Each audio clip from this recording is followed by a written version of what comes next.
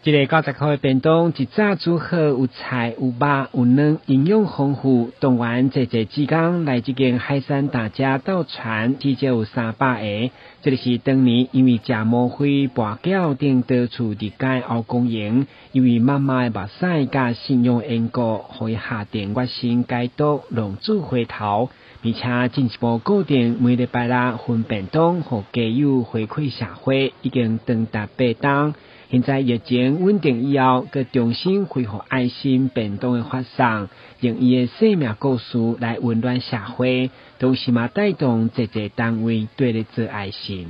遮济艰苦的人领便当，我有机会我一顿饭互因食，这是我人生上介大的欢喜。加上我安尼做，我回馈社会，我回馈互我妈妈，看到我妈妈怎笑出来。我就看到我们的那个干哥，这么帮助别人，我相信我们每个人都有一颗坚持的心，对我们只是一点点小小的力量。伫所发送便当的志工当中，南区安平区议员林美燕嘛伫当中点对咧服务长达6冬，感受台湾人的善良。那我也相信他的爱心会受到很多人的感应啦，因为他的善举，很多的地方也跟他一样在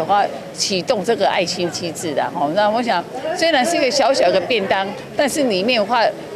充满了非常多的爱心啊！我想这些爱心不只是一个人的爱心，是很多人的爱心。我们也相信这个爱心会让社会更加的温馨啊。根据了解，爱心便当过去4冬已经分5万多个，今年62岁欧公营表示也继续分，希望好弱势感受伊行过风风雨雨，重新站起来力量。咱来新闻古文集采访报道。